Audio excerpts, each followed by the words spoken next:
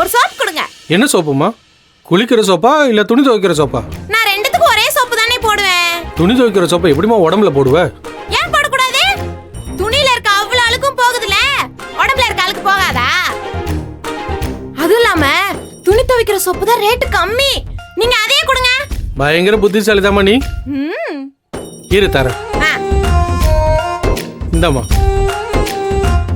இது வரைக்கும் எல்லாம் நார்மலா தான் போகுது. இதே மாதிரி டேப்லெட்டையும் பெருசா எதுவும் கேட்காம வாங்கிட்டாலே போதும். வேற என்னம்மா வேணும்? இந்தாங்க, இதுல எழுதி இருக்க மாத்திரையை கொடுங்க.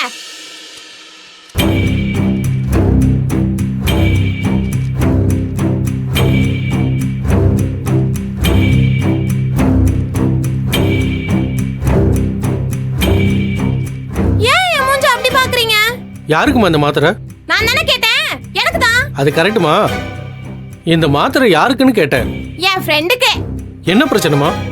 அவளுக்கு ஏதோ படபடப்பு வந்து தலைவலி வந்துருச்சாம். ஒரு மாதிரி மயக்க வருதுன்னுலாம் சொன்னா. அதுக்கு தான். இல்லம்மா, கர்ப்பமா இருந்தா அப்படிதாம்மா இருக்கும்.